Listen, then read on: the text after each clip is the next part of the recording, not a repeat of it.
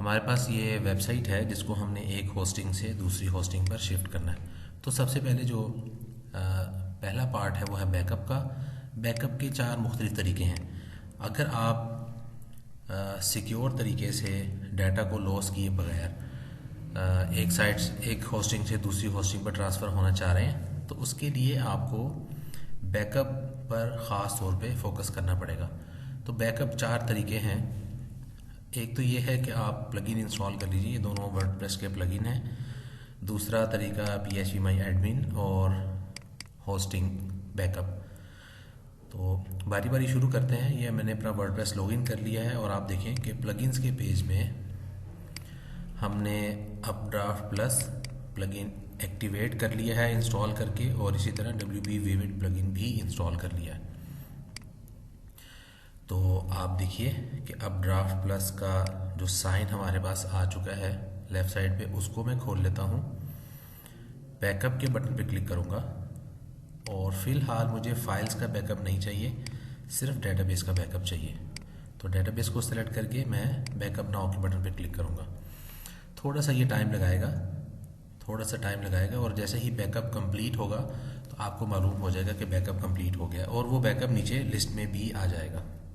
जितनी देर पे updraft plus अपना बैकअप कंप्लीट कर रहा है, मैं उतनी देर में WP विविड की ऑप्शंस पर चला जाता हूँ।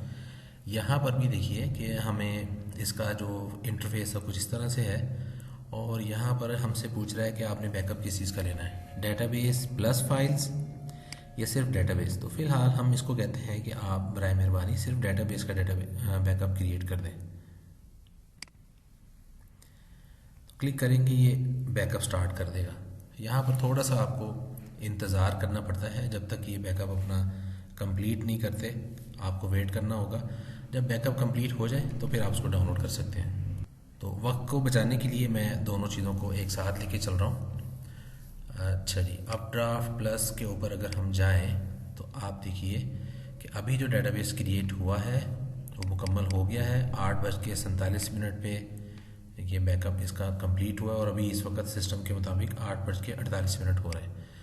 मैं डेटाबेस पर क्लिक करूँगा, ये मेरे लिए फ़ाइल रेडी कर देगा बैकअप की, और फिर मैं इसको करूँगा डाउनलोड टू द कंप्यूटर।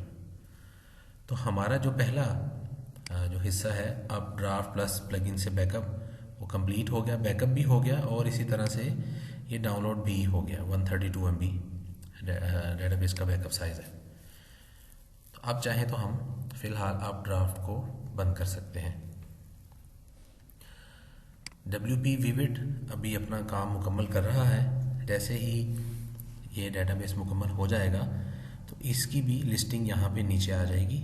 जैसे कि हमारा नवंबर 2025 का बैकअप इस वक्त मौजूद है और आपने जस्ट डाउनलोड के बटन पे क्लिक करना है और ये डाउनलोड फाइल रेडी है। आप अगेन डाउनलोड के बटन पे क्लिक करें तो इस तरह से ये बैकअप जो है वो डाउनलोड होना स्टार्ट हो जाएगा। आप ये देखिए,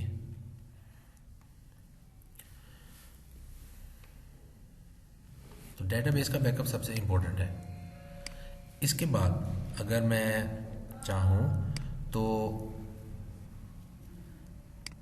थीम्स और प्लगइन्स का बैकअप भी ले सकता हूँ अपड्राफ्ट के ज़रिए से, लेकिन उसका जो दूसरा एक तरीका है आसान, मैं फ़िलहाल वो इस्तेमाल करूँगा।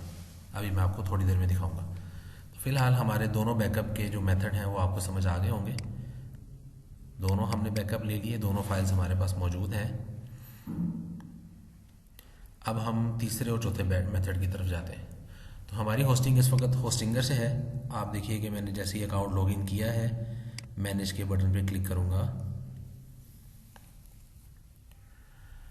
और लेफ़्ट साइड पे जो भी मेरी वेबसाइट्स हैं वो सब मुझे नज़र आएंगी। तो हम अपनी बिजनेस टू मार्क वेबसाइट को सिलेक्ट कर लेते हैं और यहाँ से डेटाबेस और PHP माई एडमिन के बटन पे क्लिक करेंगे। यहाँ पर हमें ये नहीं मालूम कि काफ़ी सारे डेटाबेस में हमारी डेटाबेस कौन सी है।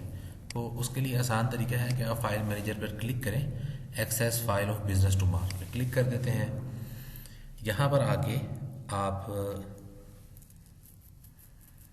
इसकी फाइल्स चेक करेंगे। फाइल्स के अंदर आपके पास wp-config की एक फ़ाइल होती है मौजूद, जैसे कि ये है। इसको मैं एडिट करता हूँ। इस एडिट करने के बाद आपको इस फाइल के अंदर डेटाबेस का नाम नज़र आ जाएगा। थोड़ी देर मैंने वीडियो पॉज करके डेटाबेस का नाम जो है वो कॉपी कर लिया है। अब मैं अगर डेटाबेस और phpMyAdmin भी आऊँगा, और डेटाबेस नेम भी मैं अपने पास इस तरह से लिख लेता हूँ ताकि आसानी रहे। और phpMyAdmin में आके मैंने सर्च कर लिया, एंटर phpMyAdmin। ये डाटा हमारा यहाँ से जैसे ही phpMyAdmin खुलेगा तो हम इसको डाउनलोड कर सकेंगे। phpMyAdmin खुल गया, एक्सपोर्ट के बटन पर जाइए। और अगर तो आपका डेटाबेस बड़ा है तो आपको कुछ भी करने की ज़रूरत नहीं है, डायरेक्ट SQL के बटन, मतलब आप कोई सेटिंग ना करें, कस्टम क्विक डिस्प्ले ओनली पर क्लिक करके आप एक्सपोर्ट कर लीजिए। आपकी फाइल क्योंकि बड़ी है तो ये डाउनलोडिंग स्टार्ट हो जाएगी। मैंने इसको कंप्रेस नहीं किया। अदरवाइज़ आपके पास यहाँ पर ऑप्शन होती है कि आप कस्टम के बटन पर क्लिक करें और नीचे आके आप यहाँ से इसको कर दें जिप या जीप जिप। तो 1 GB की फ़ाइल जिप हो गए, टोटल 150-200 MB तक आ जाएगी मैक्सिमम, और डाउनलोड भी जल्दी हो जाएगी। तो ये एक दूसरा तरीका है। तो फिलहाल क्योंकि ये हमारा डेटाबेस डाउनलोड हो रहा है रॉ फॉर्मेट में, तो हम इसको डाउनलोड होने देते हैं। जितनी देर phpMyAdmin से डेटाबेस हमारा डाउनलोड हो रहा है उतनी देर हम लास्ट ऑप्शन को भी देख लेते हैं, होस्टिंग की। वो किस तरह से है? आम तौर पे तमाम होस्टिंग वाले जो हैं वो बैकअप की एक ऑप्शन आपको दे रहे होते हैं। तो मैं लेफ़्ट साइड पे बैकअप लिख के बैकअप्स वाली ऑप्शन पे चला जाता हूँ जो फाइल मेन्यू के अंदर है। यहाँ पर आपको रीस्टोर एंड डाउनलोड की ऑप्शन नज़र आ रही है।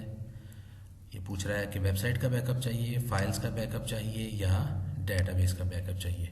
मैं डेटाबेस सेलेक्ट कर लेता हूँ, डेट सेलेक्ट कर लेता हूँ, और साथ में लिस्ट में से जो मेरा डेटाबेस है मैं उसको फाइंड करके सेलेक्ट करूँगा। डाउनलोड बटन पे क्लिक करूँगा तो ये डाउनलोड फाइल जो है वो थोड़ी देर में रेडी हो जाएगी और फिर मैं उस फाइल को डाउनलोड कर लूँगा। तो ये जो हमारा पहला पार्ट है वो मुकम्मल हो गया। यहाँ पर मैं आपको ये बताना चाहूँगा कि कभी भी किसी वेबसाइट को एक जगह से दूसरी जगह रीस्टोर करना है तो आपको काफ़ी एहतियात से काम लेना चाहिए। जैसे कि आप देखिए कि मैंने बैकअप के 4 मुख्तलिफ तरीके इस्तेमाल किए हैं। चलिए, ये फ़ाइल उतनी देर बैकअप हो रही है तो मैं थोड़ी देर के लिए बाकी जो चीज़ें हैं उनका बैकअप ले लेता हूँ।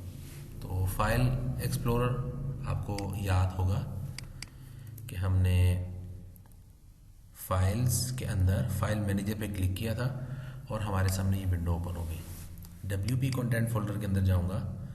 यहाँ पर हमारे पास जो प्लगइन्स का फोल्डर है इसको राइट क्लिक करके हम आर्काइव कर लेते हैं, जिप। थोड़ी देर में ये फाइल जिप हो जाएगी। ऑलरेडी इसमें जिप हुई पड़ी है तो मैं इसको डायरेक्ट यहाँ से डाउनलोड कर लूँगा। इसी तरह थीम्स को आप जिप करके डाउनलोड कर लेंगे। जैसे कि आप देखिए, राइट क्लिक किया, डाउनलोड के बटन पे क्लिक किया तो थोड़ी देर में ये डाउनलोडिंग स्टार्ट हो जाती है। इसको भी डाउनलोड कर लेंगे। इसी तरह अपलोड्स का फोल्डर है, राइट क्लिक किया और आपने इसको आर्काइव किया। कोई भी आर्काइव स्टाइल देख लीजिए, जिप, TAR कोई भी, और अपनी फाइल को, अपने इस फोल्डर को आप जिप कर सकते हैं। तो अब देखिए 10 GB तकरीबन 11 GB का फोल्डर बन गया है।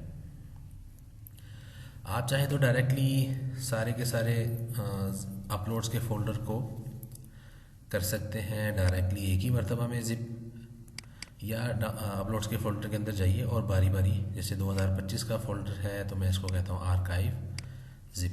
थोड़ा सा ये टाइम लगाएगा और आपके 2025 का जो एक फोल्डर है वो जिप हो जाएगा। तो अब देखिए थोड़ा सा टाइम लगाया और साथ ही अब देखिए 2025 का एक फ़ोल्डर यहाँ पर जिप हो गया। अब मैं इसको डाउनलोड कर लूँगा यहाँ से। तो ये तरीक़ेकार होता है कि आप चाहें तो एक एक फ़ोल्डर करके ज़िप करें और डाउनलोड करें, और चाहें तो एक ही मरतबा में डाउनलोड कर लीजिए। और इसके अंदर अब मैं इसको फ़िलहाल डिलीट कर देता हूँ। मैंने एक ही मरतबा में अपलोड्स का पूरा फ़ोल्डर ज़िप किया और मेरे पास ये 11 GB की फ़ाइल बन गई है। अब मेरे लिए मसला ये है कि मैं इसको डाउनलोड कैसे करूँ। 11 GB एक बड़ी फ़ाइल है, डायरेक्टली यहाँ से डाउनलोड कर सकते हैं, लेकिन मैं आमतौर पे रिकमेंड ये करता हूँ कि जैसे आप देखिए कि मैंने अपने पास एक RDP है जो काफ़ी हाई स्पीड है, मैं वो यूज़ कर रहा हूँ। यहाँ पर मैंने FTP का अकाउंट लॉगिन कर लिया है। FTP का अकाउंट लॉगिन करने के बाद जैसे देखिए मैं क्विक कनेक्ट करके लॉगिन कर लेता हूँ अपना अकाउंट, और WP कंटेंट के अंदर ये वही डाउनलोड्स की फ़ाइल है जो मुझे नज़र आ रही है।